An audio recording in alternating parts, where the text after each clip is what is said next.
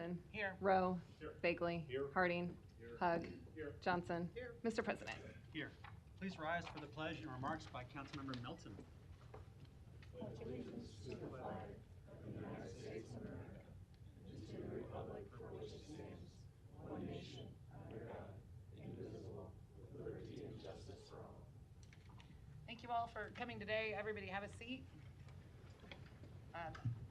This is my favorite time of the year in Omaha every year. It's the College World Series. So I have enjoyed it since I was a kid, having 3 boys of my own. We've had a lot of great family memories with the kids going down to a game. So I really hope everyone can get down to a game or just get downtown and meet some of the wonderful people that will be visiting our city over the next couple weeks. And I wish all the teams the best of luck. So thank you. Thank you.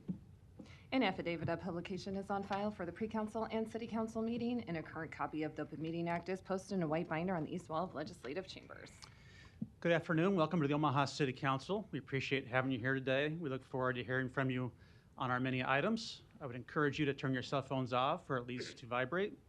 And if you have difficulty hearing today, please see our clerk here for the Public Building Commission for devices that may be able to help you. We do have a few items I want to mention today, and then we do have a proclamation to read before we start our regular meeting. The first couple things I just wanted to say was we are not meeting next week, and that's because of the Juneteenth holiday. So I wanted to recognize that important holiday in our city with events that happened over the weekend for sure, but then with the actual official holiday being Wednesday. And then I wanted to mention 2 individuals, prominent citizens that have passed in the last month that I think are worthy of our mention today. And one is Carol Woods Harris, a longtime county board member, a pioneer in her own right, both in the corporate community, but then as the first African-American woman elected to the county board. And on top of that, a super nice person. So I wanted to recognize her today and her family. I know her services have already taken place. And then secondly, I wanted to recognize a friend of mine back from the high school days who also passed away just recently, John Heaston. He was the publisher of The Reader and El Perico, a really innovative journalistic mind, a music aficionado, one of the really forces behind some of our music festivals we have here in town now.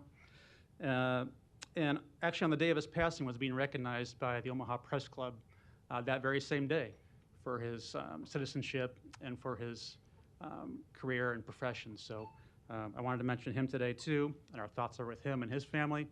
And his celebration of life is actually July 28th at Elmwood Park. So I want to make that announcement today too. Okay. We'll now proceed to a proclamation that is honoring Language Access Week. I believe we have Leah Whitney Chavez with us today, if you want to come down. What we'll do is we'll read this proclamation on behalf of Language Access Week, present that to you, and then see what kind of remarks you may have. You'd be free to address it yourself as well. Okay. So the proclamation reads like this. Whereas World Speaks was founded in 2016 with a mission to ensure every person in our community has equal access to critical and vital information, resources, community engagement, and belonging, no matter what language they speak.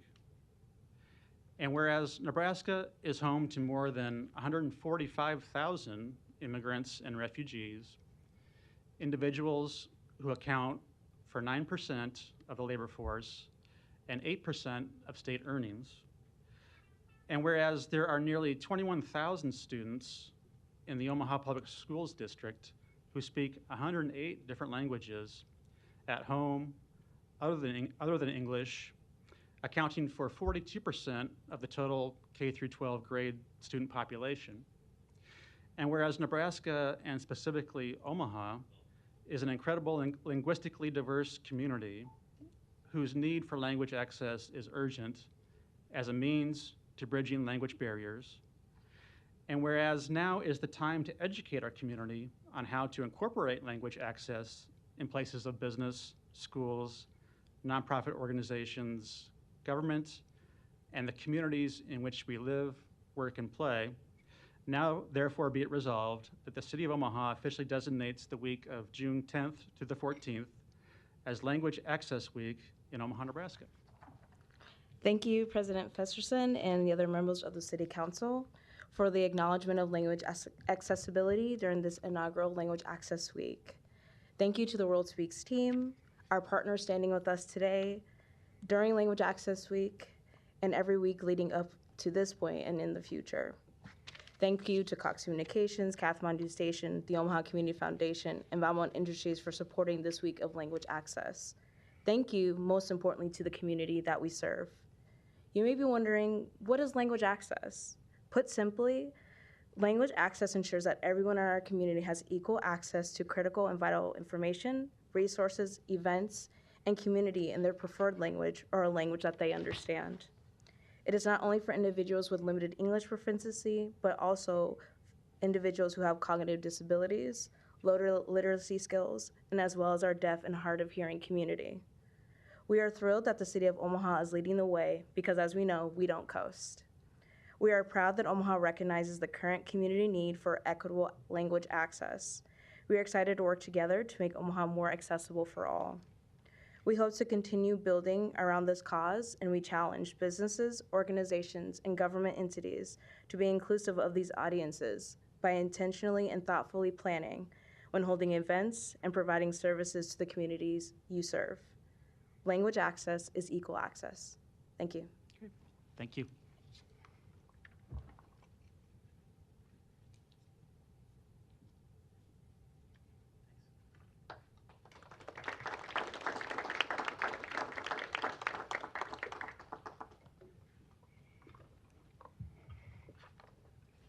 Okay, Madam Clerk.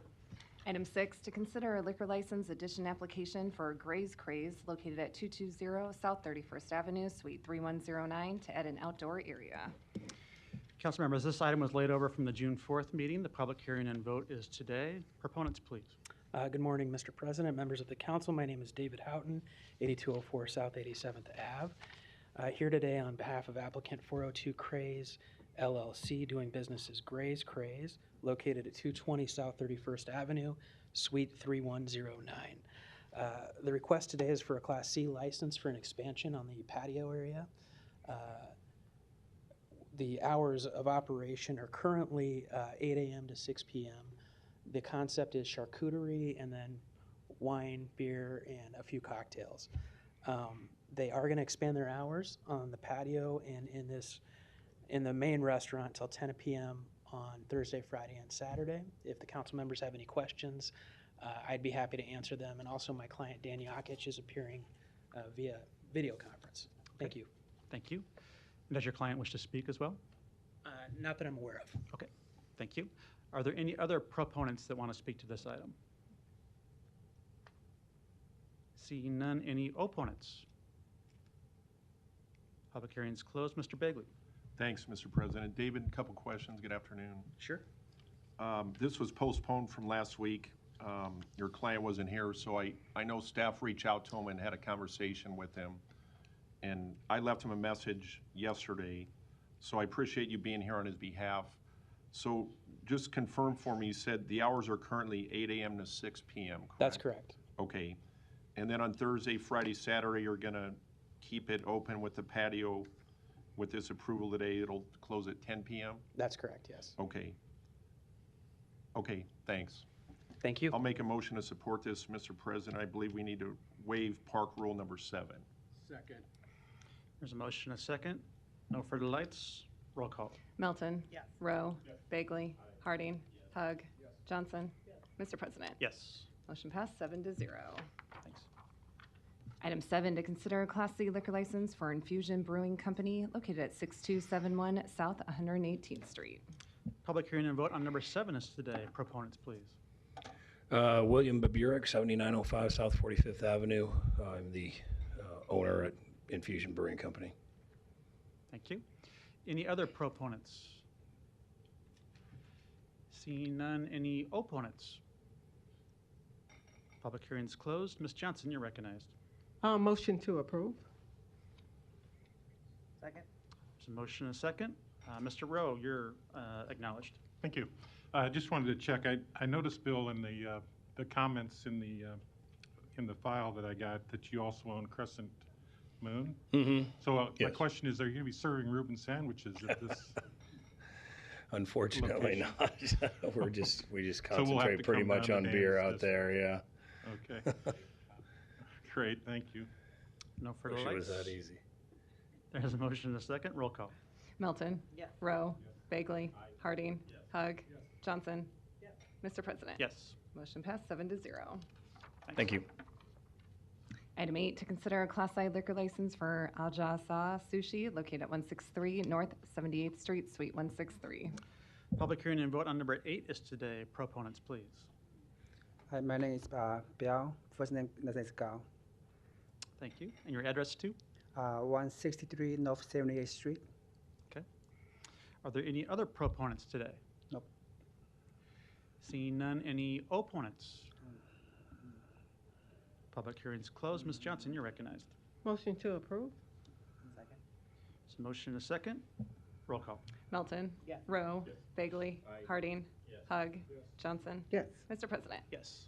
Motion passed 7-0. Thanks. Item 9, to consider a Class I liquor license for Lucy's 3137 located at 3108 North 108th Street, Suite C2. Public hearing and vote on number 8 is today. I thought we had the applicant by Zoom, unless you're here in person. I am actually Kyle Sassy. I'm the general manager for Lucy's. Okay. My address is 34 Pinecrest Drive, Utan. We are here to speak on the Class C liquor license for Lucy's. My apologies. I know that there's 3 of them. First one is 3137. Okay. Yeah, we'll take them each separately. And do we also have an Alan Meyer here to speak to this item by Zoom? We have Mike Meyer, and then I think Alan is here by Zoom. Okay. Would you like him to be recognized? Are you together? Yes, all of us are together. Okay. On this one, yes. Okay. Are there any other proponents that want to speak today? Seeing none, any opponents? Public hearing's closed. Ms. Johnson, you're recognized. Motion to approve. Second? There's a motion and a second to approve. Number 9, roll call. Milton. Yes. Rowe. Bagley. Harding. Hug. Johnson. Mr. President. Yes. Motion passed 7-0. Excellent. Item 10, to consider a Class I liquor license for Lucy's 5110 located at 5060 South 108th Street, Suite D10. Public hearing and vote on number 10 is today. Proponents, please. Kyle Sassy, address 34 Pinecrest Drive. Thank you. Any other proponents? Seeing none, any opponents? Public hearing's closed. Ms. Johnson. Motion to approve. Motion and a second. Mr. Rowe. Thank you, Mr. President. Kyle, can you kind of explain to us the concept behind what you're going to do in these 3 stores? Absolutely. Wine and cheese is essentially the basis of the business. Cocktails, coffee, essentially a place to come relax. There will be Keno on hand, and then as well skill games. Okay. Are they all going to be the same? The wine and cheese concept is being carried across. There are also a couple of other concepts that have been tossed around, but essentially the wine and cheese was what we were working with. Okay, thank you. Yeah. Thank you. No further lights. There's a motion and a second to approve. Roll call. Milton. Yes. Rowe. Bagley. Harding. Hug. Johnson. Mr. President. Yes. Motion passed 7-0. Item 11, to consider a Class I liquor license for Lucy's Applewood located at 9729 Q Street. Public hearing and vote on number 11 is today. Proponents, please. Proponent once again is Kyle Sassy, 34 Pinecrest Drive. Any other proponents today? Seeing none, any opponents? Public hearing's closed. Ms. Johnson. Motion to approve. Second? Motion and a second. Roll call. Milton. Yes. Rowe. Bagley. Harding. Hug. Johnson. Mr. President. Yes. Motion passed 7-0. Thank you. Thanks. Good luck. Item 12, to consider a Class D liquor license for Bottles and Brews located at 10745 Mockingbird Drive. Public hearing and vote on number 12 is today. Proponents, please. Proponent Venkatram Kishore Gadde, residing at 6006 South 171st Street, Omaha, Nebraska. I'm here to answer any question related to Class D liquor license for Tri-United Holdings LLC, trade name as Bottles and Brews, located at 10745 Mockingbird Drive, Omaha, Nebraska. Okay, thank you. Any other proponents? Seeing none, any opponents? Public hearing is closed. Ms. Johnson? Motion to approve? Second. Motion and a second. Roll call. Melton. Yes. Rowe. Bagley. Harding. Hug. Johnson. Yes. Mr. President. Yes. Motion passed 7-0. Thank you. Items 13 through 16 can be considered together for Hanover Falls Center, located northwest of 156 and State Streets. Planning Board and Planning Department recommend approval. Items 13 and 14, ordinances to rezone this property from AG District to DR District and MU District. Item 15, a resolution to approve the final plat. Item 16, a resolution to approve the subdivision agreement. Public hearing and vote on items 13 through 16 are today. Proponents, please. Kyle Ozzie with E&A Consulting Group, 10909 Mill Valley Road, representing the applicant. Make myself available for any questions council may have. Okay, thank you. Any other proponents? Seeing none, any opponents?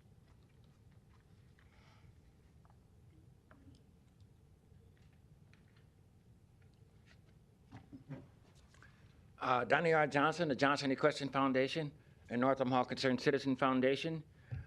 I think it's inappropriate for the mayor to keep getting blamed for these chuckholes when all these businesses are building and doing a lot of wonderful jobs. 156th and State Streets. Yeah, they're building. Have you been going to the community lately? And see all the streets they are tearing up, the new builders. We want the building to go. The building and all the progress is wonderful. But the mayor shouldn't have to be responsible for the holes they're putting in the street. In fact, go to Mr. Begley on Dodge, and Burger King right across the street. It's got to be to this development proposal here. All of them. We want all the builders to start putting money aside to fix some of the streets. Okay. Every last one of them, starting today, maybe. Any other opponents today? Seeing none, public hearing is closed. Ms. Melton? Thank you. Hey, Kyle, I just wanted to say I'm glad to see this project is moving forward. I love to see the growth out there, and I wanted to let them know we are currently continuing to work on finding land for a new fire station that's going to be built out in that area, so it should make the people that potentially will be moving in there very happy. Okay, so great. with that, I will motion to approve. Second. There's a motion and a second. Ms. Johnson, you're recognized. Yes. When do we expect to break ground, and when will the development be completed? The overall development included the mix of some of the apartments that are now completed on that corner. It wasn't part of the original mixed use, but part of the development as a whole. We are gaining some traction, having a few users interested in going through the planning process and the contract process, but at this point I can't mention who any of those users are.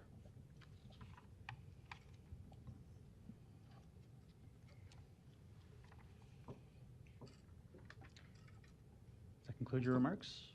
That concludes my remarks. All right, thank you. There's no further lights. Roll call. Melton. Yes. Rowe. Bagley. Harding. Hug. Johnson. Mr. President. Yes. Motion Thank passed you. 7-0. Thanks.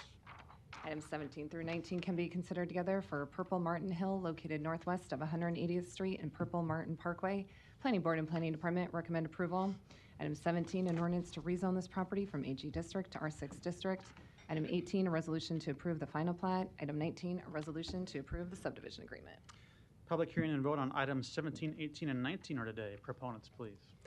John Coolidge, 14710 West Dodge Road, engineer for the project, here on behalf of the applicant, Sheltering Tree. So this is the entitlement process, the platting, subdivision agreement, and change of zoning associated with the Purple Martin site, which is northwest of 180th and Fort. It's a 20-acre parcel, and we're final platting 7 acres of that today.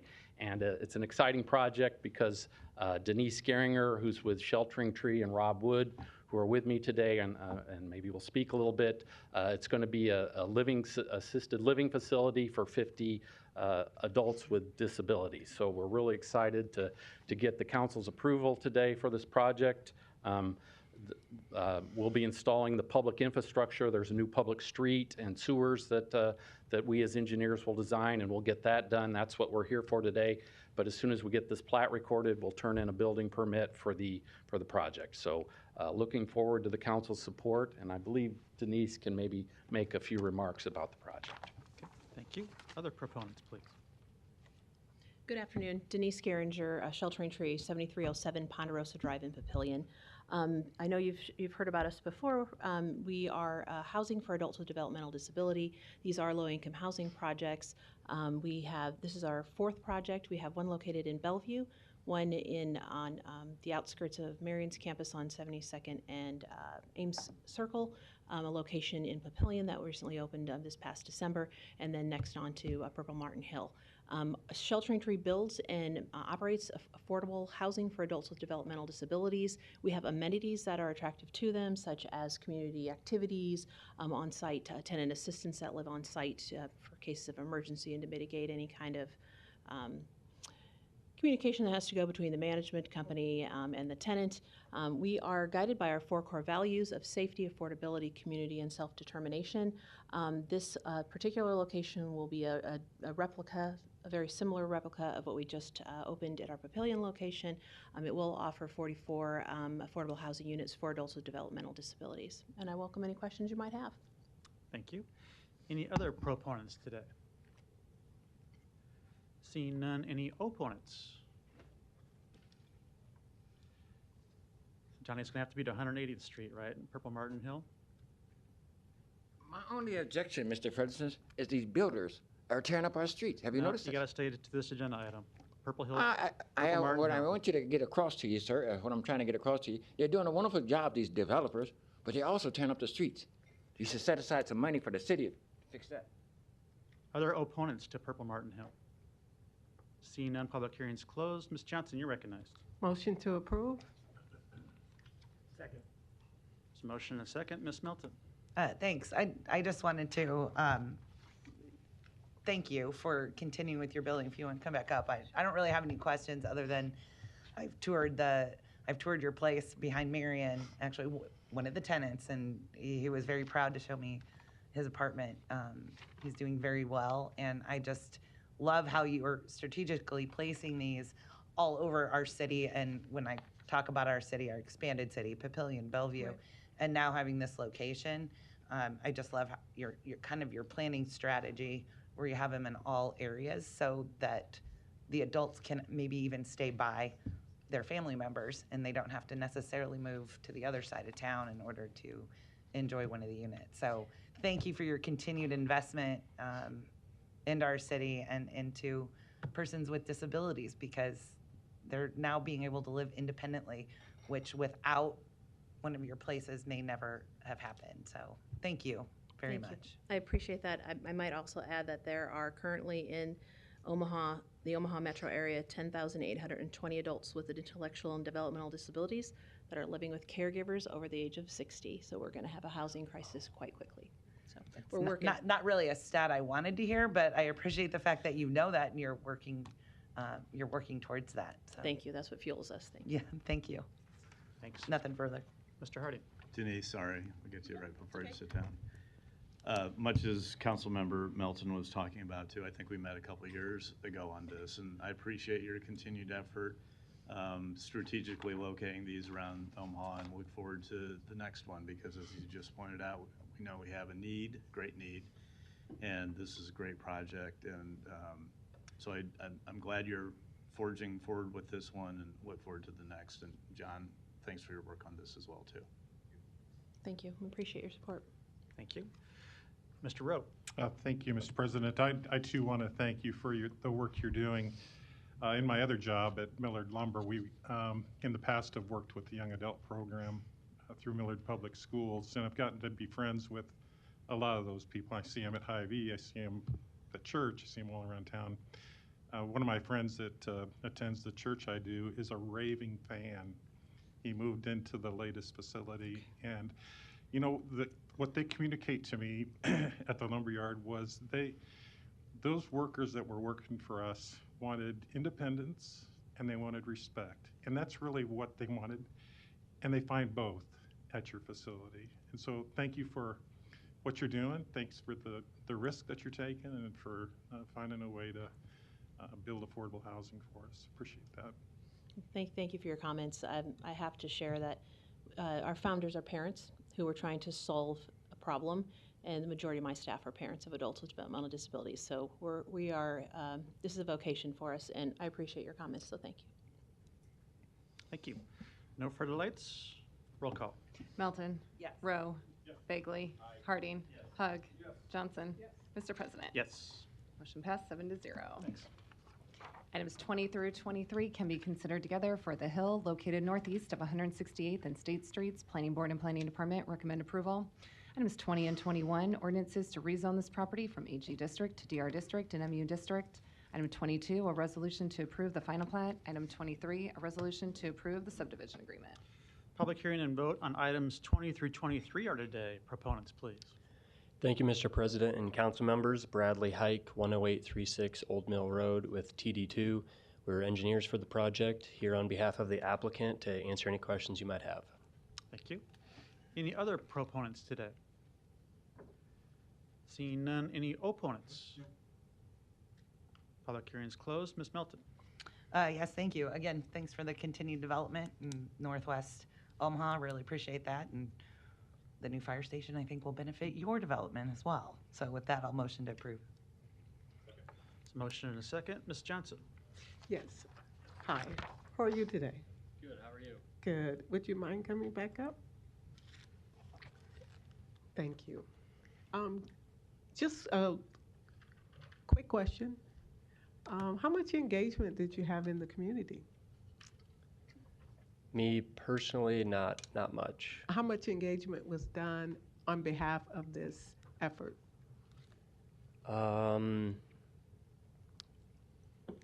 Worked with most of the neighborhoods surrounding there. There's an interlocal agreement to do 168th and State Street project that's ongoing. So there was some interaction with most of the neighboring subdivisions. Okay. Thank you. I just was curious. Yep. Thank you. Thank you. There's a motion and a second to approve. Roll call. Melton. Yes. Rowe. Bagley. Harding. Hug. Johnson.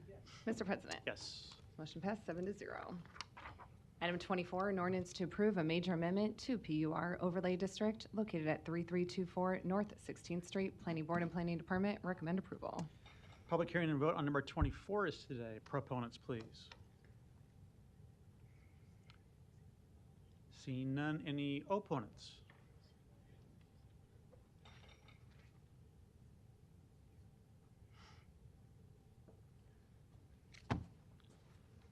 Mr. Frederickson, Council of Omaha, Nebraska, Donnie R. Johnson. In the military, when tanks go in and tear up the streets, who paid for it? Donnie, you got to speak to North 16th Street, or otherwise you're off topic.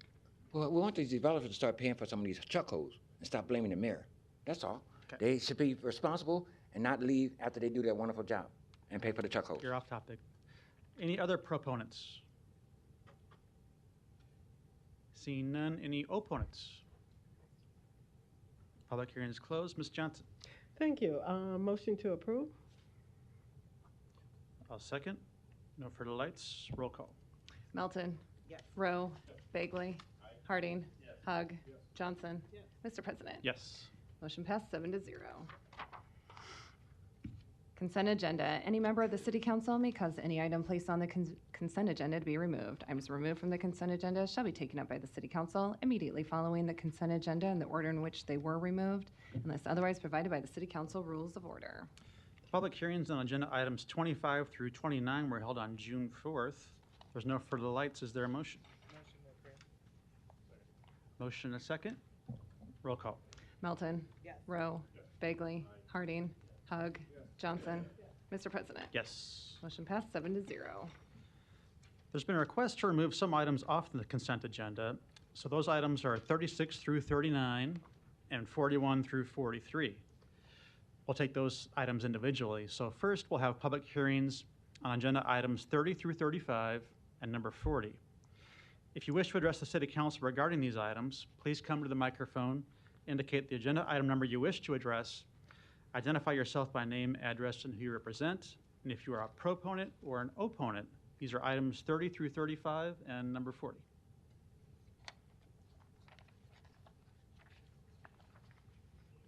Hello, council members. I'd like to address item 33, resolution number 33. My name is Debbie Denenberg. I live at 12712 Leavenworth Road in Omaha. And I wrote a letter that was to be distributed this morning. I just wondered if that was pretty short notice. Did anybody get it?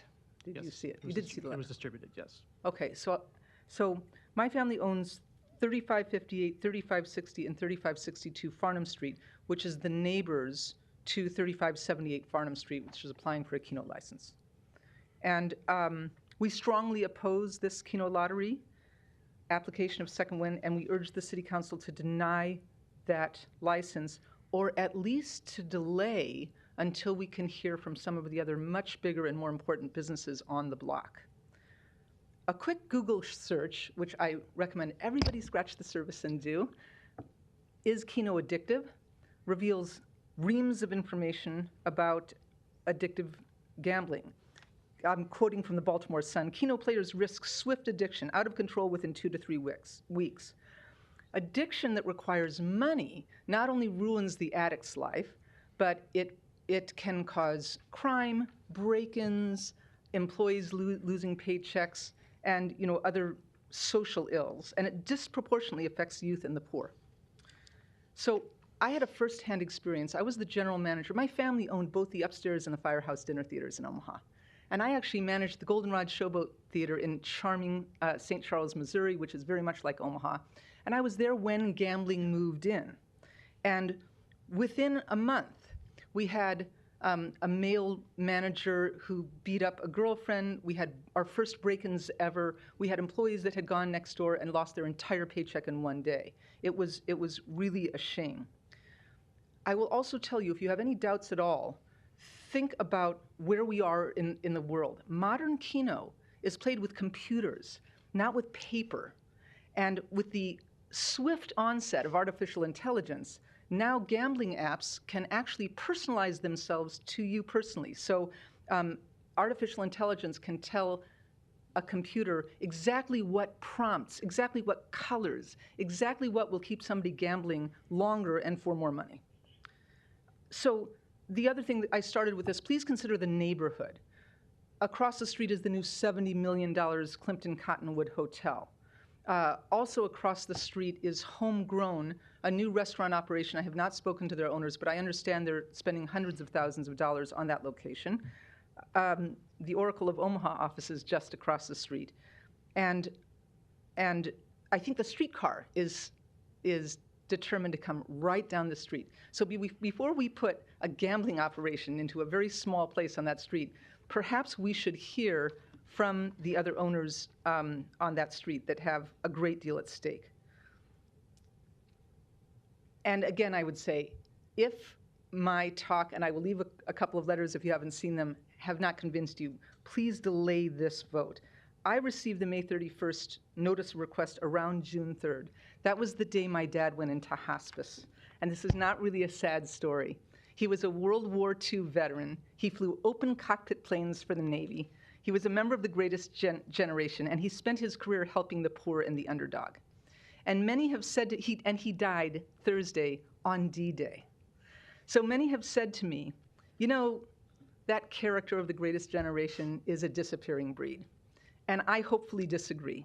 I hope that our own city council members will vote not just for the extra dime, but for what's best for our whole community. And speaking of money, there is a respected and unanswered by the gambling community study by Earl Grinnells, professor of economics at the University of Illinois. He conducted research on this very issue. And he said that for every dollar the city raises from gambling, it costs $3 in social ills, bankruptcies, crime, etc. So I urge you not to take that losing bet and vote either to delay till we can hear from the Cottonwood and Homegrown, or vote against this proposition. Okay. Thank you. Thank you. Any other testifiers on these items?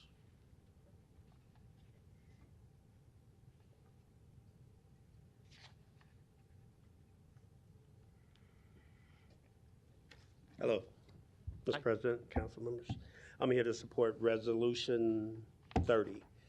Johnny T's Bar and Blues. My name is Victor Bean. I'm General Manager and Managing Partner, 3825 North 30th Street. Okay, thank you. Just here for any questions. Appreciate it.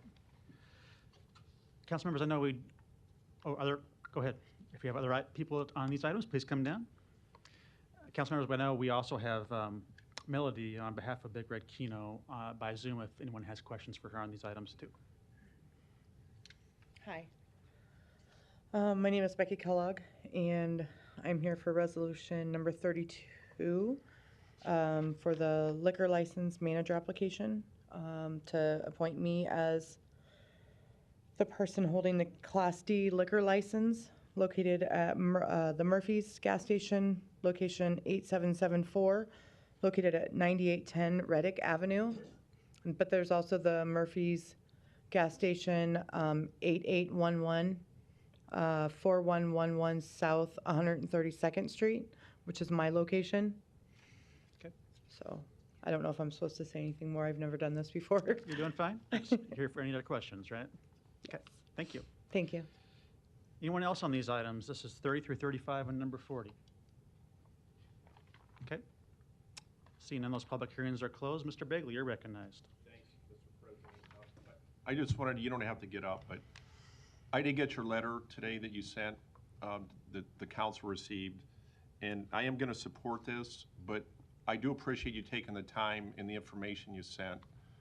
I just am comfortable with Blackstone and the Crescent Moon with the Keno license, but I do want to offer my condolences to your father. What a beautiful tribute to our nation on the 80th anniversary of D-Day. That was a fitting resting in peace day for your father on that very special day for our nation. So I want to offer my condolences for you. Thank you. Thank you. Is there a motion? Move to approve items 30 through 35 and 40. I'll second. Roll call. Melton. Yes. Rowe. Bagley. Harding. Hug. Johnson. Mr. President. Yes. Motion passed 7-0. Item 36, a resolution to approve amendment number 1 to the professional services agreement with HDR Engineering, Inc. for oversight of steel inspection services on the 72nd Street at D Street Bridge Replacement Project. Public hearing and vote on number 36 is today. Proponents, please.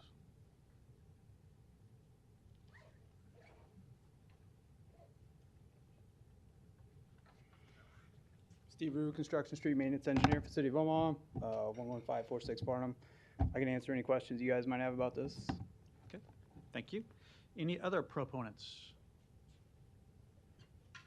Seeing none, any opponents? Public hearing is closed. Ms. Johnson, you're recognized. Thank you. Steve, I have a few questions. Was looking for HDR to be present to answer some of these questions. Perhaps you can answer those questions for them, since I'm sure you reached out to them earlier and I will do what I can. perhaps they decided not to show up. I will do what I can. All right, wonderful. What are the qualification and certifications that these inspectors hold? I don't know off the top of my head the specific specifications that are required or certifications that are required for this. I do know that there are specific certifications that are required for the inspection of these girders as they're being constructed.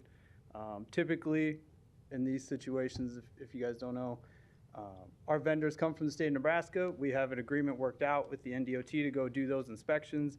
This is the first time, and I guess as long as I am aware, that this has occurred where somebody somehow got such a good deal on these girders that it was worth the shipping cost to have them made somewhere else.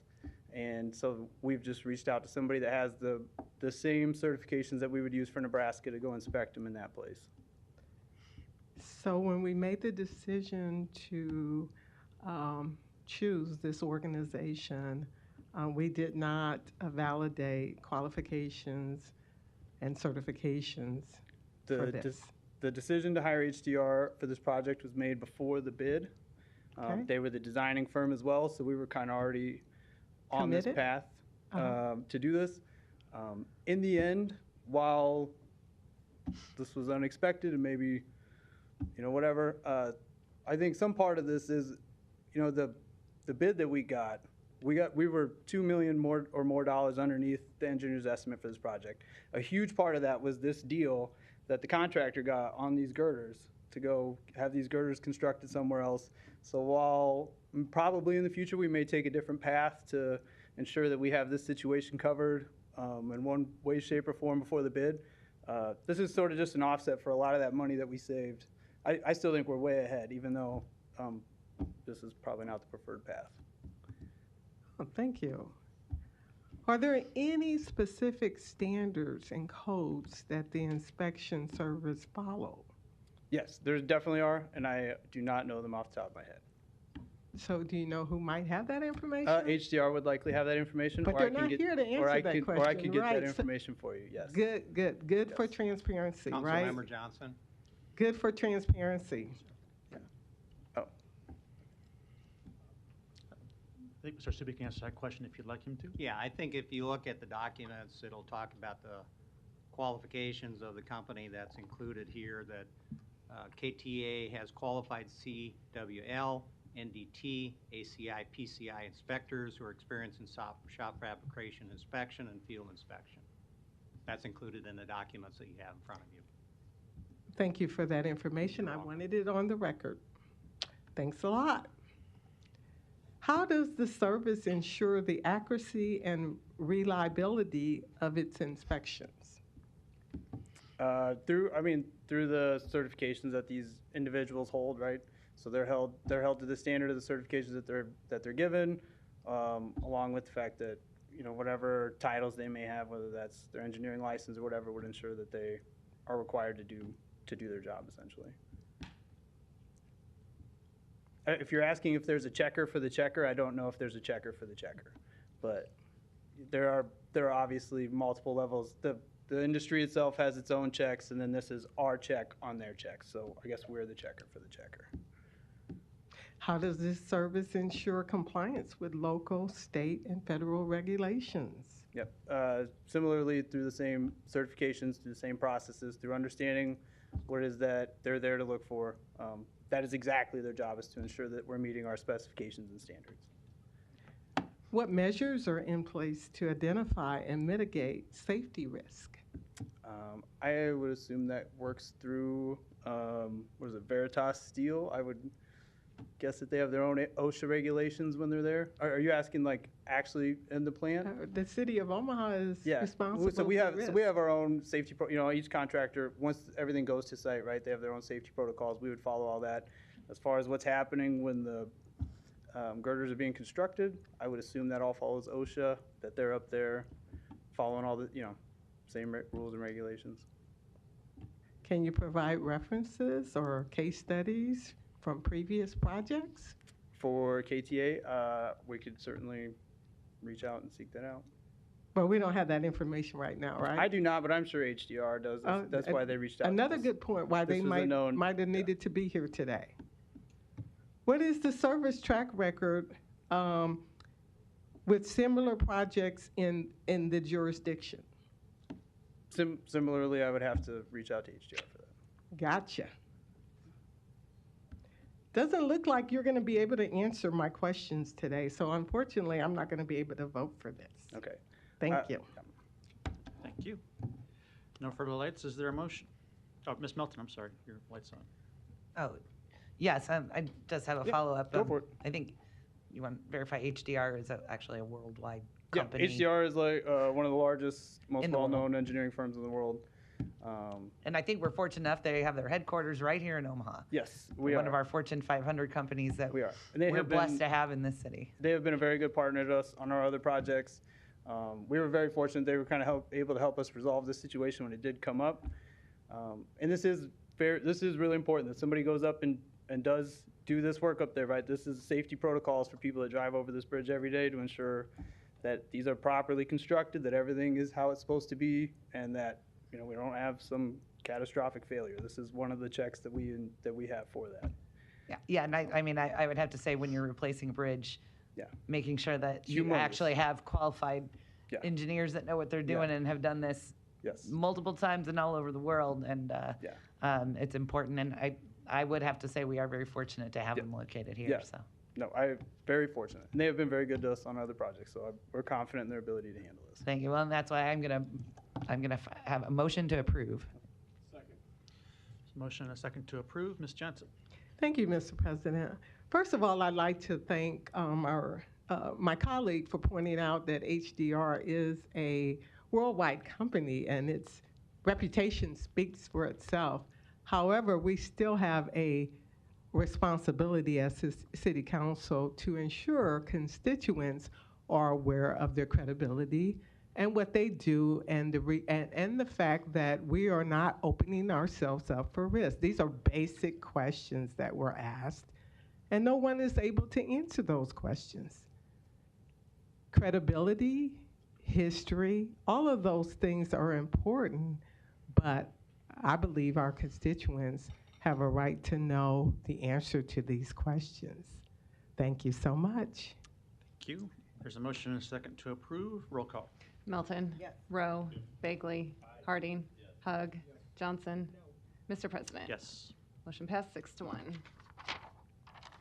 Item 37, a resolution to approve the professional services agreement with HDR Engineering, Inc. to provide professional services on the Enterprise Park roadway project. Public hearing and vote on number 37 is today. Proponents, please. Is this HDR? This is an HDR contract, number 37. Are you a proponent, Donnie? Yes, sir, because me and Mr. HDR, we have a wonderful program working on Egypt programs, building a bridge. I think Mrs. Johnson is right and Ms. Melton is right, because some of these companies, you don't spend a lot of time in the community, Mr. Fretton, I noticed. But I did see you down there working on that runabout down in your district. But I think HDR is a wonderful company. The only problem I have is what Mrs. Johnson was saying. Congress never paid me for the pictures I took of the bridge in Cairo, but HDR did. All right, Donnie. Any other proponents today? Seeing none, any opponents? Public hearing's closed. Ms. Johnson.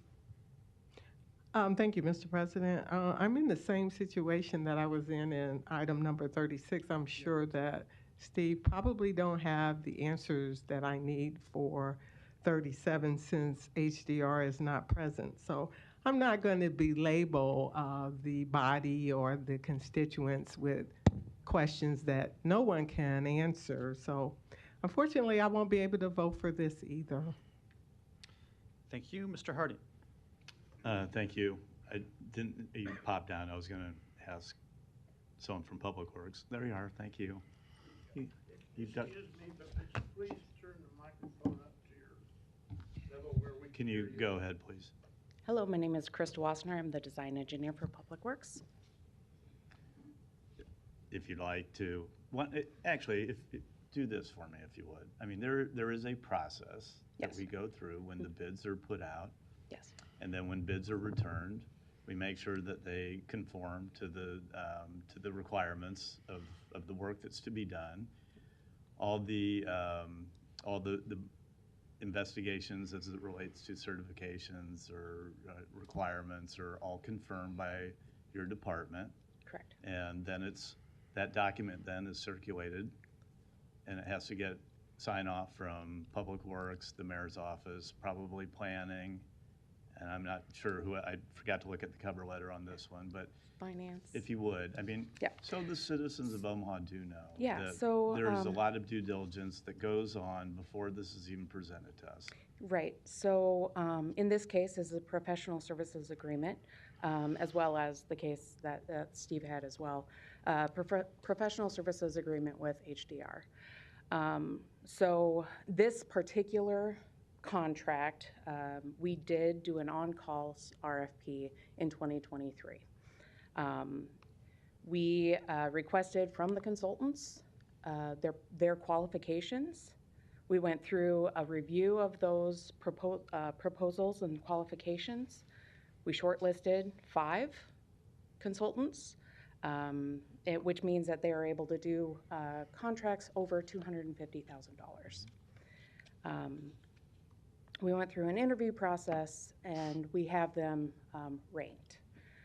We chose HDR in order to, because they knew the most about the project, as well as being able to provide the best benefit to the taxpayers of Omaha to design this Enterprise Road Park and Enterprise Park roadway project. In regard to selection and qualifications, that is the city's process. And that is followed on every professional services agreement that Public Works works on. Thank you. I think that's important to point out, that this is not just something that appears in front of us without any vetting or any investigation. Correct. So I appreciate you walking us through that, how the process is. But and then specifically on this project for the Enterprise roadway, the truck route, the new truck route, which is very important for the development of really the north downtown area, Millworks, Markerhood, Hot Shops, that area kind of north of Schwab Field. This has been worked on for a number of years. We finally have kind of a pathway to make this a reality. And so I think this is a very important project, and I'll make a motion to approve. Thank you. There's a motion and a second. Ms. Johnson. Thank you. I'm sorry. Could you please come back up? Yes.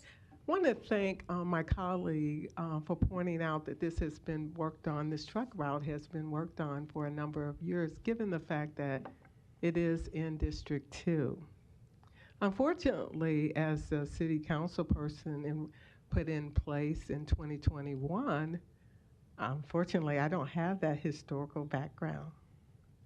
So it is great that he's able to make a firm decision on such a huge project that will happen in my district. Unfortunately, I don't have that background. So my questions have validity, not to be minimized. So again, we will point out the fact that it would have been helpful if there had been some engagement from HDR as well as the Public Works Department for my community to talk about what's going on here regarding the truck route.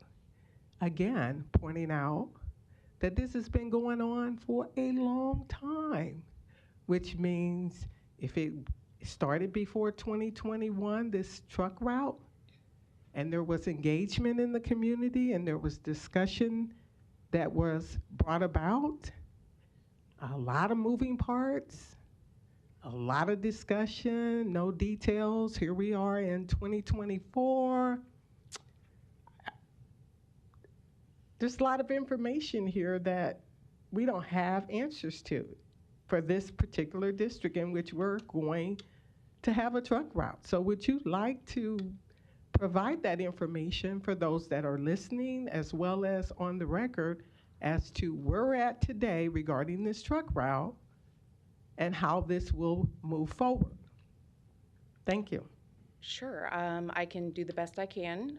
This project has actually been going on much longer than I've been here as well. Oh, thank you. Yep. So we have done some, the city has gone and we've studied this multiple times. So we have multiple reports. I can share those with you, absolutely. I think this has been reviewed since 2007. And this has been the most viable option in all of the studies that we've identified. And we will be furthering public outreach with the community as concepts are created. We do not have formal concepts to provide yet. It's hard to explain. So until we do have those concepts, we did not want to go out and do formal public engagement. So can you expand on what you think public outreach might look like? We will have public meetings. We have that as part of our scope. We will also have a website on Keep Omaha Moving for the public to review project information and project updates. And we do that with every project that we do here at the city. We try to create a formal website for access when it works.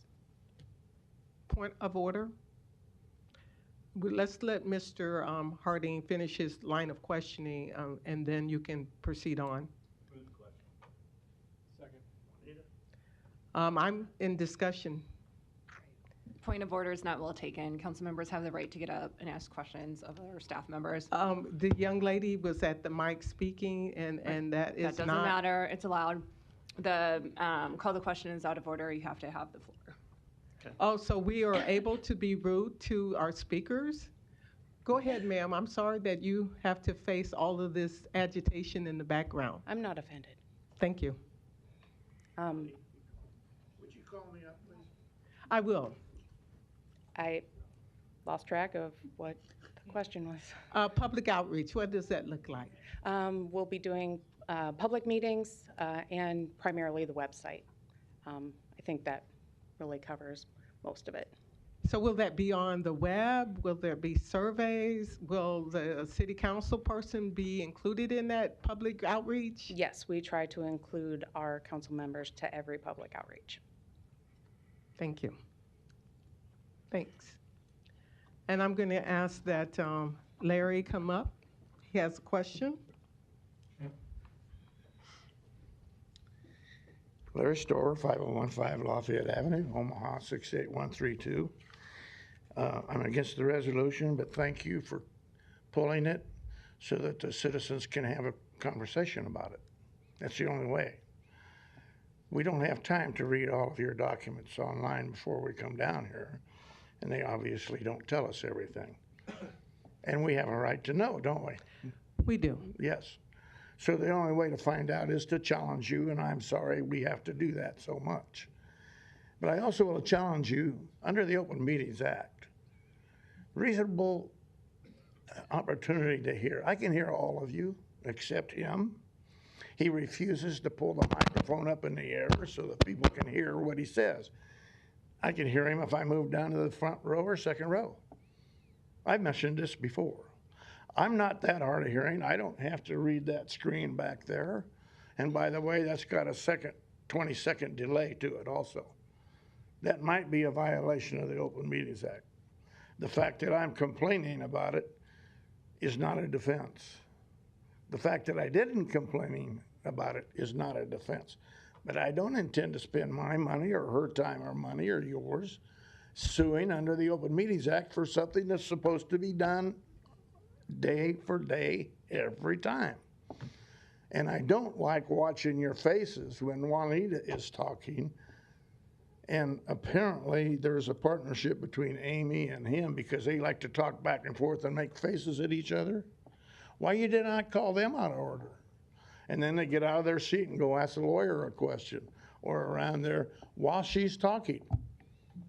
You are not giving her the respect that she demands or that citizens demand under the Open Meetings Act or the U.S. Constitution or the Nebraska Constitution, which needs to be rewritten, I guess. Thank you. So in conclusion, this project began, the truck route began in 2021, unfortunately, before 2021. Unfortunately, it would have been very nice and respectful to engage the community further before arriving at a destination today. We should be getting updates along the way, especially when we have projects that has been looming for years. Again, it would have been nice if HDR would have been present to talk about what's going to happen here. More importantly, I have a responsibility for my constituents to make sure that they're informed and we know what's going on. So therefore, I'm not going to be able to support this. Thank you. Thank you. And council members, let's do make sure we have our microphones as close as possible so people can hear, but I would also remind those in the audience, there are listening devices available, should they need one, right here in the corner. There's a motion to approve and a second. Roll call. Melton. Yes. Rowe. Yes. Bagley. Harding. Hug. Johnson. Mr. President. Yes. Motion passed 6-1. Item 38, a resolution to approve the task order agreement with Olson, Inc. for on-call construction engineering services on the Signal Infrastructure Phase C1 project. Public hearing and vote on number 38 is today. Proponents, please. Steve Vu, construction engineer, City of Omaha. If you guys have questions, I will do my best to answer them. Any other proponents? Seeing none, any opponents? Public hearing's closed. Ms. Johnson. Steve, if you could come up, please. It's been motioned and approved, and now I get the opportunity to ask questions. Imagine that.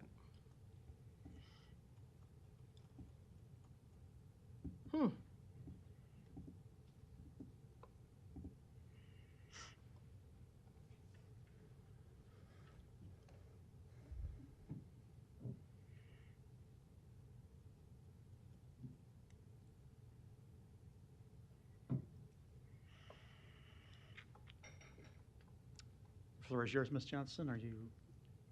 Yeah, I'm collecting my thoughts. All right. We're talking about signal instructions. What are the provider's qualifications and certifications? By provider Olson on our PSA. Olson has performed this service for us for a number of years in a row. Specifically, this is Part C. They did the B contract and the A contract before that. Experience essentially is their main qualification at this point with this. As part of our 2023-2024 on-call list that we put out, where we accept RFPs from all the different consultants and we put out our list, they ranked highly enough in there to be considered for this project. That includes the qualifications there, I guess, just generally qualified. Can you provide any examples and outcomes of previous signal infrastructure projects? Yep, so Phase B, the phase previous to this one, and then Phase A before that. And there may have been others that I was not a part of, but I do know that they were part of the last two that led up to this one. Thank you. Have they been customers of other municipalities or cities? Yeah, certainly. Olson in general is a nationwide firm as far as I know. And they work with, especially with the local municipalities around us, Bellevue, Council Bluffs. It's, the ones immediate to us. I know that they do work in all those, Lincoln. They do work in all those places. And do we know who will be the key personnel assigned to this project in case we have constituents that might need to ask some questions? As far as that would go, Steve Edloff through my office would be that person. Steve? Mm-hmm. Okay.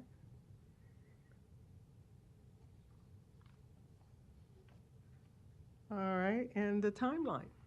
This is a 180-day project, so that should take us just right up to the end of the year.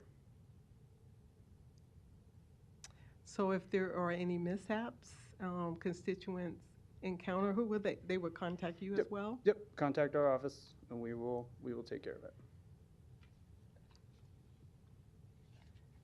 Thank you. Thank you. There was a motion and a second to approve. Roll call. Melton. Yes. Rowe. Yes. Bagley. Harding. Hug. Johnson. Mr. President. Yes. Motion passed 7-0.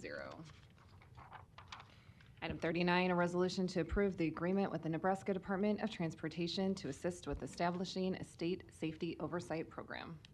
Public hearing and vote on number 39 is today. Proponents, please.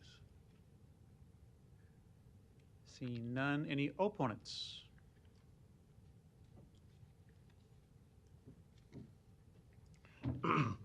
Larry Storr, 5015 Lafayette Avenue 3, Omaha 68132. I thought we were supposed to come to the microphone and name off all the ones that we were all for or against. So I'm just going to summarize here. I'm against 39, 41, and 43. Mainly because there's not enough definition on these items to tell us what it is. For example, on number 39, what kind of safety oversight are we talking about? I'd like a discussion on that, please. Number 41, Vision Zero seems to me like kind of a remodeled version of So we'll the get to book that item. 1984. We'll get to that item next. Lou, Like if you want some to speak. discussion on that. And number 43, the dockless shared scooter program for group riders on Those will be heard scooters on the city of Omaha sidewalks. Like some discussion on that. That's the way I understand the way it was written, Pete. Those will be heard It says separately come if you down wanna and speak tell us to it. which items, okay? Larry, those will be heard separately Thank next you. if you want to speak to them. Thank you. We're on number 39. Any other opponents to number 39? Seeing none, public hearing is closed. Move Miss- the approval. Motion and a second. Ms. Johnson. Yeah, when I open up the attachment, it says here, this agreement is between the City of Omaha, Nebraska, a local public agency. And collectively, the two entities may be referred to as parties. Whereas the City of Omaha and Omaha Metro are developing a project for the construction and operation of a streetcar system along a route approximately 3 miles in length in downtown Omaha area, and the project is known as the Omaha Streetcar Project. And we're going to stop right there. I'm not going to support this because the streetcar project is something that is not a benefit to those that live east of 72nd. Public transportation has been lacking for decades, and there is no end in sight as far as a resolution. Just as I voted against the streetcar, I will not vote for supporting items associated with the streetcar. Thank you. Thank you. There's a motion and a second on number 39. Roll call. Melton. Rowe. Bagley. Harding. Hug. Johnson. Mr. President. Yes. Motion passed 6-1. Item 41, a resolution to approve the grant award notice and memorandum of understanding with AARP regarding the implementation of the City of Omaha's Vision Zero Action Plan. Public hearing and vote on number 41 is today. Proponents, please.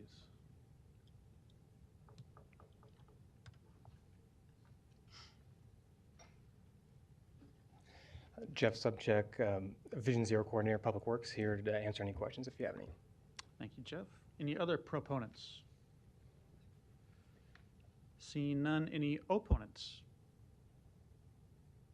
Public hearing's closed. Jeff, if you would, I'd request that this come off agenda, the consent agenda, just because I think it's notable, right? It's one of our first Vision Zero projects or funding since we adopted the Vision Zero plan, and this, in fact, is a grant from the AARP to the City of Omaha to do several products they believe will be helpful to senior citizens for pedestrian safety. I wonder if you want to talk about that just a little bit. Yeah, we're using that money to purchase 2 modular pedestrian refuge islands, which are kind of a quick build type of assembling a little median refuge for pedestrians to be able to cross. And we're locating those on 2 locations that are identified in our high injury network that have killed and serious injury crashes. One intersection that's had a recent fatality too. So we're trying to improve pedestrian safety at these locations, which also are transit stops as well. So we think this is a really big benefit to cost opportunity for us, considering, yeah, this is a grant that there's zero match, and we're just taking this opportunity to maximize that resource. And if hopefully this product, if it works well, we can hopefully use this as another safety tool systemically throughout the city. Great, thank you. I think it's notable for that reason too, and I want to thank the AARP for helping us with the funding. Is there a motion? Move the approval. Motion and a second to approve. Roll call. Melton. Rowe. Bagley. Harding. Hug. Johnson. Mr. President. Yes. Motion passed 7-0. Item 42, a resolution to approve the agreement with Rabble Mill to revitalize the Benson Community Center. Public hearing and vote on number 42 is today. Proponents, please. Mr. President, members of the City Council, Matt Kalsovich, Parks and Recreation Director. Here's a proponent for the agreement. This represents an exciting opportunity to engage more with youth in this area. This partnership also is serving as a catalyst for some philanthropic support to revitalize the Benson Community Center and bring the programming, a style of programming to this area that we haven't had before, and an activity increase that we haven't seen there for a few years since dealing with some of the difficulties of the building. Thank you. Other proponents?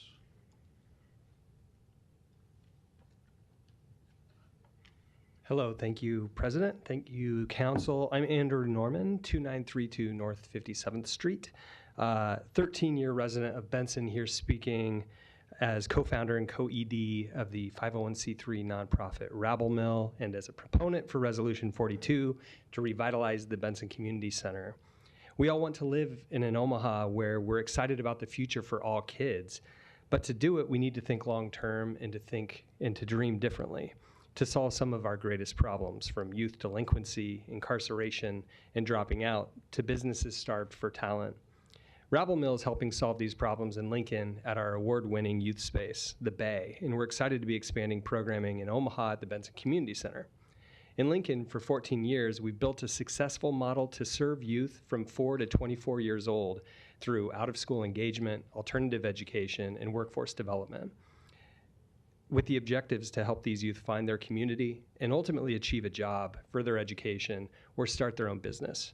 Our Lincoln space is called the Bay, a 20,000 square foot youth space in a location that's both the city's most highly impoverished and features the highest population of BIPOC individuals. At the Bay, we specialize in serving youth who are marginalized, disengaged, and disconnected. We provide a safe place to be, including late and on weekends, incredible trained mentors, and experiential learning that's uniquely relevant to Gen Z and Gen Alpha, from skateboarding to digital music to content creation to gaming to fashion. In 2023, we served more than 1,700 unique youth in Lincoln last year. In Omaha, we served more than 800 students through after-school programming in partnership with 25 different schools and organizations. But we've lacked a physical space in Omaha to be able to let Omaha kids experience the magic of the Bay. And that changes today. Benson is one of the city's most diverse neighborhoods, which features one of the highest youth density populations. And there are 6 schools within 2 miles, but hardly anything to do for kids after school. Thanks to a generous gift from Lozier Foundation to fund long-needed improvements to the Benson Community Center, we've been fortunate to partner with Omaha City Parks Foundation and Parks and Rec to be part of the community facilities revitalization and provide a place to be, something to do, and someone who cares for kids in this area. We're just one provider who will be using this space, but we've already worked with Parks and Rec to turn its gym and into the city's only public indoor skate park. And this afternoon, Girls Inc. is bringing 12 girls to come learn skateboarding there. Another partner, Kids Can, will bring a van load of students tomorrow. We'll be doing summer camps in July featuring digital music, content creation, gaming, and skateboarding. We plan to ramp up our open drop-in hours this fall. And we will also start operating our innovative workforce development program, Gap Year, for 18 to 24-year-olds. It's important to note that thanks to Omaha's philanthropic support, all of our programming from skate school to fashion camp to Gap Year is provided free or pay what you can to eliminate barriers for parents who lack means. We've built or are building partnerships with Benson High, Monroe Middle, Benson West, Rose Hill, St. Bernard, and organizations from Maze and Omaha Home for Boys to BFF to Heartland Family Service. The list goes on. At Rabble Mill, we believe kids can only dream as big as they've seen, and thanks to this partnership, we're thrilled to be in position to help North Central Omaha kids dream bigger. Thank you for your time. Happy to answer any questions. Thanks, Andrew. Any other proponents that want to speak? Seeing none, any opponents?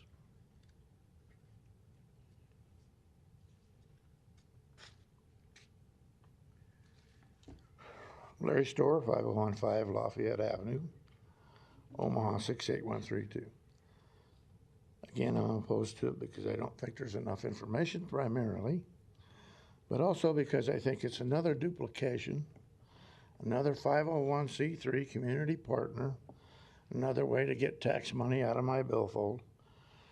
And excuse me, I thought there was a community center already there, probably already financed, paid for by the city of Omaha over lots of years.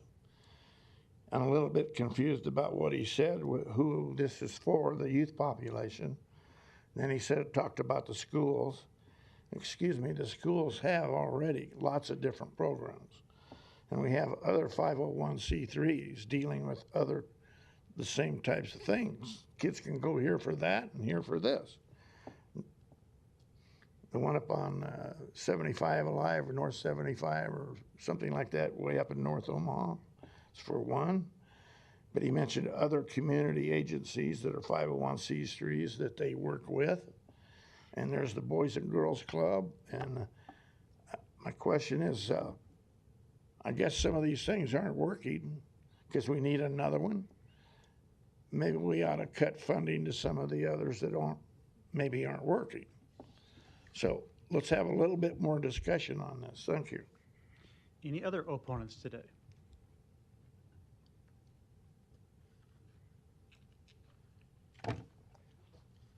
Donnie R. Johnson, the Johnson Equestrian Foundation, North Omaha Concerned Citizen Foundation. I think the minor problems you council are having is nothing. You should see what's going on in Chicago, Los Angeles, all the problems they're having. You guys, this is just easy stuff that we're doing today. So don't worry about it. Don't forget to invite someone to dinner over the minor issues. Any other opponents? Public hearing's closed. This isn't my district, and I took it off consent agenda on purpose because I thought it was worth highlighting a great partnership we just talked about here. I want to welcome Rabble Mill to Benson. They've been a great partner already with our Parks Department. I want to thank also Mr. Kalsevich for that work. And it's already produced results. The Lozier Foundation helping us to repair the Benson Community Center, which was in disrepair and the top floor being unusable, but for this event and but for this private fundraising that has made this possible. I'm also really encouraged by the services I know Rabble Mill provides and has already done so successfully in Lincoln. It's going to be a great addition to Benson. Andrew, I know you're partnering already with the Benson Creative District and the Benson Improvement District, and everyone is involved in this proposition. So I think it's well worth highlighting this, and I'm pleased to support it today, and thank you both for your work. Ms. Melton.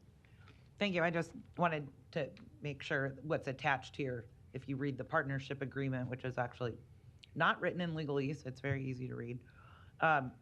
It states that Rabble Mill is actually paying the city $250 a month for use of a community center that's already there and for space that isn't being used. So the taxpayers are actually benefiting from this in addition to all the kids that Rabble Mill is helping. No one's losing here and no taxpayer dollars are being used. We're actually getting money. And then a private donor is then going to improve a taxpayer-owned community center. So the taxpayers definitely benefit in addition to the kids.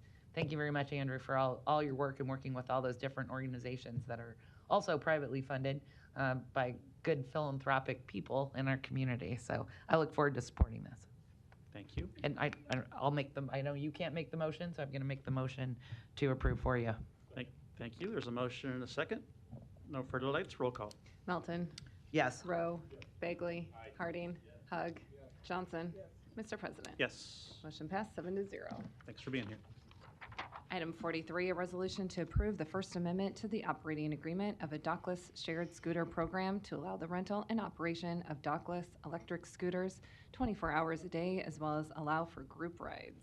Public hearing and vote on number 43 is today. Proponents, please. I think we have the proponent by Zoom. We'll get you off mute here in 1 minute. All right, try that. Yep. Good afternoon, members of the City Council. My name is Lee Aaron Foley. I'm Senior Director of Government and Community Relations for Lime, in representing our Lime Omaha team. Lime has been in operations in Omaha since 2021 as the only operator, and we've worked very closely with Park Omaha and the mobility team to ensure that we are enacting the mayor and the city's goals of providing alternatives to car transportation and supporting public transportation across the city while reducing congestion on the city's roads. We believe that this ordinance, this amendment, will go a long way in continuing to strengthen the city's investment in shared micromobility and our partnership as we continue to work through the best ways to provide service, meet demand, especially ahead of the College World Series coming, and make sure that our devices are available, that they are safe, that they are affordable, and they are sustainable for all Omahans and all of Omaha's guests and visitors to the city. And so we do ask for the support to expand operating hours across the city and enable group ride, which will continue to grow ridership, which we've seen grow 80% year over year from 2022 to 2023. And we look forward to even more growth in 2024. Thank you all so much. Thank you. Any other proponents today? Seeing none, any opponents?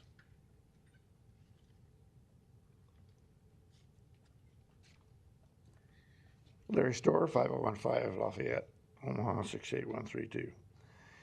I'm against it. I don't see how this works with the earlier thing on state safety oversight stuff. I already know that lots of kids on scooters ride all over the sidewalks. So now we're going to allow them to share a scooter, have group scooter rides. How many people, how wide across the sidewalk are we going to be trying to avoid? They should be avoiding us, but I don't see where this is a very good idea. This is more or less saying the streets, the sidewalks belong to you.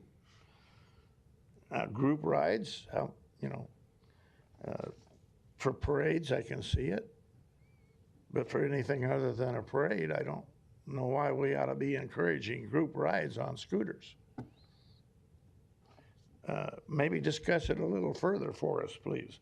We didn't all have time to read the attached. Thank you. Thank you. Any other opponents? Seeing none, public hearing is closed. Mr. Harding.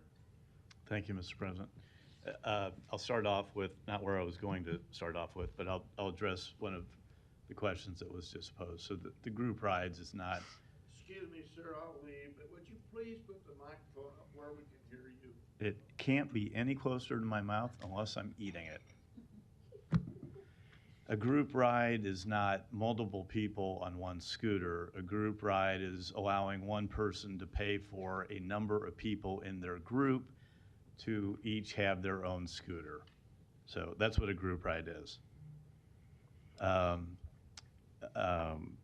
Lee Aaron, I'm sorry. A couple of quick questions for you. I know really what you're asking to do is to expand the hours, or at least in part, expand the hours for operation for the scooters. And I'd like you to talk a little bit about that. And we talk a lot about Vision Zero and safety, and I do have some concerns about operating these at all hours of the night when it's a little dark out. They are lit, I know, but if you would address that. Yeah, absolutely, and thank you for the clarification, Councilmember Harding. And so when it comes to expanding operating hours, this is a trend that we're seeing in the cities that we serve across the country. Chicago being the most recent city to eliminate its 10 p.m. or started at 10 p.m., moved to midnight, now it's 24/7 operations. The city of Atlanta expanded their operating hours to 24/7. And with the city of Atlanta, with the Georgia Institute of Technology conducted a study on the impact of its curfew, its scooter ban after 9 p.m. And the result of that study was that traffic actually increased. When you don't give people another option but to drive, that means that everyone who needs to drive is stuck behind a driver who probably would have preferred another way to get around. And so this is a tool, and just one tool in the box to address congestion, promote sustainable transportation and affordable transportation. And when it comes to safety in cities that we've seen, such as Boulder, Colorado, peer cities such as Cleveland, Ohio, when they expand operating hours, the incident rate does not increase. And right now in Omaha, we're looking at an incident rate of about 99.5%, meaning these are reports directly to Lime from our riders who are in crashes or incidents with someone else that they feel the need to report. And these are measures that we keep track of. and that we report to the city and that the city requires us to report. And so we're in constant communication with the city of Omaha, constant communication with the Omaha Police Department, and making sure that we can provide as safe a service as possible. And we're also strong partners with Heartland Bike Share to make sure that we are co-locating at locations and that people have a range of options to be able to get around. And when it comes to late night riding, the driving force behind expanding operating hours is not necessarily capturing tourism, but these are requests that we receive from third shift workers who are looking for ways to be able to get around. Our research shows that Metro buses, the average bus route ends around 8:12 p.m. On weekdays, and on weeknights or weekends, it's about 9:15 p.m. And so the time that allows for people to be able to get around in a safe way for folks who don't have access to cars or don't have continual access to cars, or who are avoiding rideshare for any number of reasons, have yet another tool in their toolbox to be able to get around the city safely, particularly if they're looking for ways to be able to get to work or from work to home after the buses have stopped running and rideshare becomes wildly expensive when everything else is letting out at that time. Okay, thanks. Couple follow-up questions on that. So I was interested to hear you say that from the study from Atlanta, that traffic increased. I think what you meant the traffic of scooter use increased, right? That's what you were talking about. No, is car traffic, car congestion increased when scooters were when a curfew was implemented, a 9 p.m. curfew. Oh, I see what you're saying. Okay. 2019. All right. And over that period of that curfew, traffic did increase. Okay, thank you for clarifying that for me. Can you talk a little bit about ridership specifically in Omaha and revenues specifically in Omaha for Lime? Yeah, absolutely. So Lime's partnership with the City of Omaha requires that we pay permit fees and trip fees for our operations. And so that's something that we see typically across the cities that we serve, and where we serve more than 300 cities around the world, Omaha being one, where we align on the best ways forward. And so our aligned incentive is to see trip growth. Is to make sure that, just as mentioned previously on another item, is with the city's Vision Zero plan, is to contribute to fewer cars being on the street. And so we've seen 80% trip growth year over year from 2022 to 2023. That was about 102,000 trips in 2022 to 186,000 trips in last year in 2023. We're on track to surpass that number in 2024 at about 82,000 trips year to date right now. And so we are looking forward to the ability to be able to work to strengthen our partnership with the city, generate more revenue for the city, and work more closely with the police department to ensure safe riding. Okay.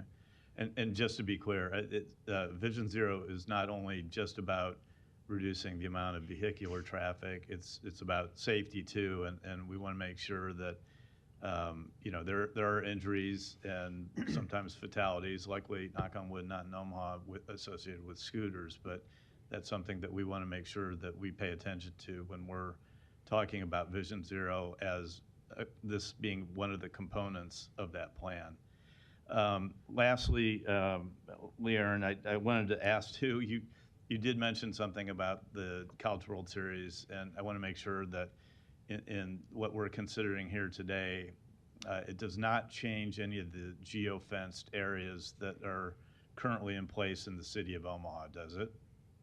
That's correct. So all of the geo-fence zones, the no-ride zones, the slow zones, to ensure that pedestrians are safe and that our vehicles are not ending up where they don't need to be, will remain in place for the College World Series, and we're continuing to coordinate with the city to strengthen those protections. All right. Thanks very much. Thank you. Thank you. Mr. Begley. Thanks, Mr. President. Good afternoon. How you doing today? Sorry, I didn't get your name. Forgive me. Leon Foley. Mr. Foley, good afternoon. A couple questions for you. I believe it was said that this, amongst other things, it's tailored to help service industry workers that are working late at night to have some transportation available that is not currently available with the scooters, correct? That is correct, Councilmember Begley. Okay, and I always am respectful of the dignity of those workers in the industries that work late at night, especially during the World Series coming up, in downtown in the old market, in my district in Blackstone, in the midtown in the urban core. One question, maybe a couple I got for you. Refresh my memory and people out there listening. So I ride a scooter from point X to point Y, and I leave it. What's the process after that scooter is left? So let's use, say, Midtown as an example. Midtown is where we are working closely with Park Omaha on identifying the best parking locations. Say that we use what we implement in many cities are parking corrals, where we require our riders to park those scooters or their bikes in those corrals. This is a program that we're looking to build out and expand in Omaha throughout the next year, throughout the summer particularly. But without those corrals, right now in a dockless system, our riders will park. They take a photo of their vehicle, of where they've parked. Our team reviews those in-trip photos, and that gives us the ability to say whether or not we're assessing a fine or a fee on a rider or taking our progressive fine structure to them, which means that if you violate our parking rules or our rules of the road too many times and it's documented, we ultimately have the ability to deplatform or remove a rider from the platform. But for parking, they take a photo, they end their trip, and they're required to end them off of the sidewalk, not blocking the sidewalk, preferably in the furnishing zone, or in designated parking along a bike rack. And from there, they'll receive a notification from Lime whether or not they parked their vehicle properly. And if it is not parked properly, we receive complaints from the city, and we are required to resolve those complaints by sending out our team members to go and address misparked scooters. Okay, that's a great explanation. On those complaints that are made, how quick do you guys respond to them? Our aim is to have those resolved within 2 hours. Okay. In those corrals, I've been kind of digging around a little bit. That's a great idea as you guys get better perfecting this system in Omaha. I think we approved this right after I got on the city council in June of 21, if my shaky memory serves me correctly. But I appreciate that explanation. And again, this is transportation. It frustrates some people when it reminds me of my brothers. They leave the big wheel in the middle of the driveway, and when my dad's going to back up, he's screaming at all of us, not me, of course. But it's one of those things that the fines are important to condition the drivers. Number one, don't ride these things on the sidewalk, a little side commentary. But it's important that people understand that there are systems in place to apply fines if somebody isn't following the rules, as you explained there, Mr. Foley. So I appreciate you zooming in today. And as frustrating as it can be for some people with the scooters, myself in that camp at times, but for the bigger picture, the dignity of those workers that maybe don't have transportation or busing, it can zip people around before the streetcar gets rolling in the urban core, and it'll help people get back and forth quickly to their place of employment, to where they live, if they want to go enjoy a restaurant on their night off. But the safety is the number one concern, and I appreciate your continuing work on that with the corrals maybe coming in the future and finding people that don't follow the rules. So thanks, Mr. President, and thanks, Mr. Foley. Thank you, Councilmember. Thank you. Mr. Hutt. Good afternoon. I've never used your service. I apologize. So I have some questions just because I don't have any basis to draw from. So what's the typical rate if somebody uses a scooter? Is it by the hour? Is it by the mile? Yeah, so if you, Councilmember Hutt, thank you for the question. If you were to approach a scooter and you have either the Lime app or the Uber app downloaded or the Google app, you will be able to unlock one of our devices on the streets of Omaha. And so you approach that device, you scan the QR code through the app, and then you'll see the pricing feature, and that's $1 to unlock, and in Omaha it's 39 cents per minute. But we also maintain for folks with lower incomes a program called Lime Access, which provides 50% discounts to those enrolled, and those are people who would typically receive state or local or federal benefits such as SNAP. who qualify. And so at 39 cents per minute, the typical rider would be able to enjoy or move about for what we see is about 10-minute trips on average across the city of Omaha. Never mind, the phone call is happening here. We'll try and figure out where that's coming from. I don't think I've ever heard that before. Okay, so 39 cent per minute, a dollar meter drop fee, if you will, 39 cent per minute, and is that the total? Is there any additional charges at the end of the trip?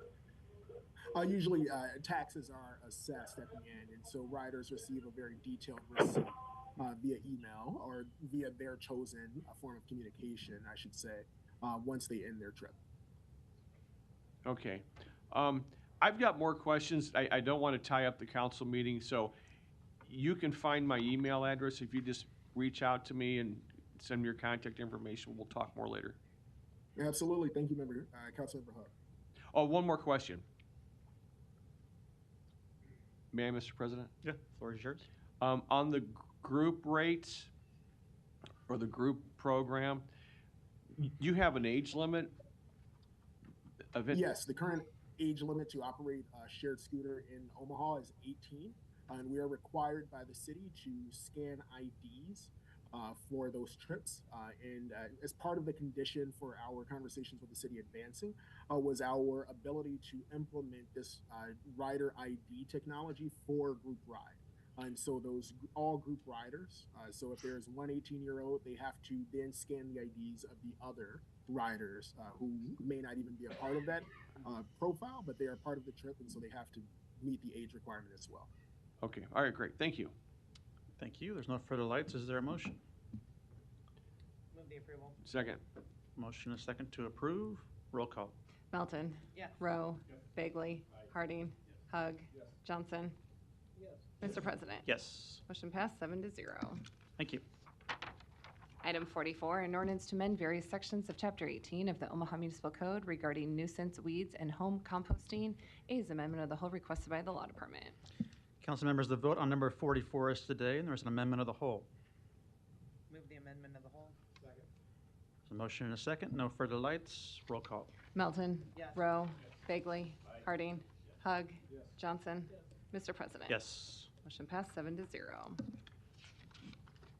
Item 45, a resolution to approve a settlement agreement for Metropolitan Utilities District versus City of Omaha in the amount of $1,100,000. Public hearing and vote on number 45 is today. Proponents, please. Seeing none, any opponents? Public hearing's closed. Move the approval. Motion and a second to approve. Roll call. Melton. Yes. Rowe. Bagley. Harding. Hug. Johnson. Mr. President. Yes. Motion passed 7-0. Item 46, an ordinance to amend ordinance number 43763 to correct the legal description on the Burt Street vacation. Public hearing on number 46 is today. Proponents, please. Seeing none, any opponents? Public hearing's closed. Item 47, an ordinance vacating 17th Street right-of-way located north of Nicholas Street. Planning Board and Planning Department recommend approval. Public hearing on number 47 is today. Proponents, please.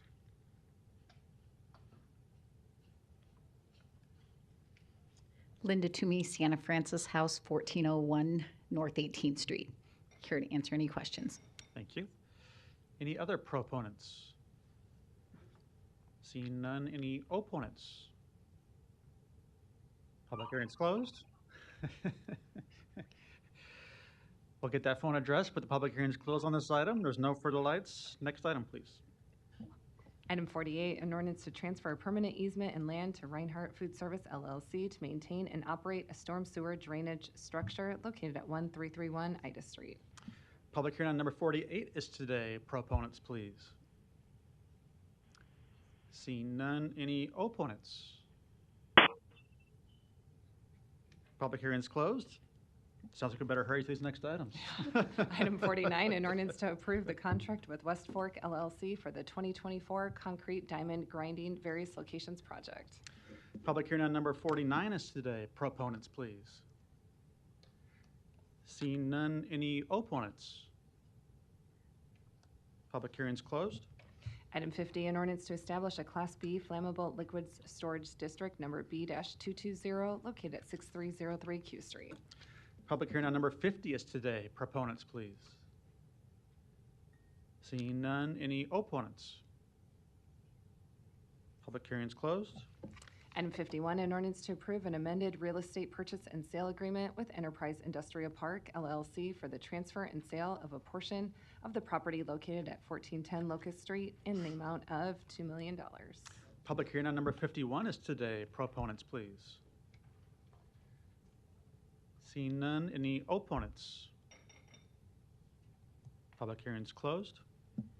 Non-action items, items 52 through 71, did not require public hearing or city council consideration at this meeting, but will be placed on a future agenda for public hearing and/or vote.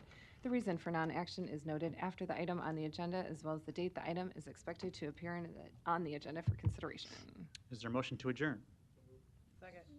Motion and a second to adjourn. Roll call. Melton. Yes. Rowe. Bagley. Harding. Hug. Johnson. Mr. President. Yes. Motion passed 7-0. Meeting is adjourned at 3:40.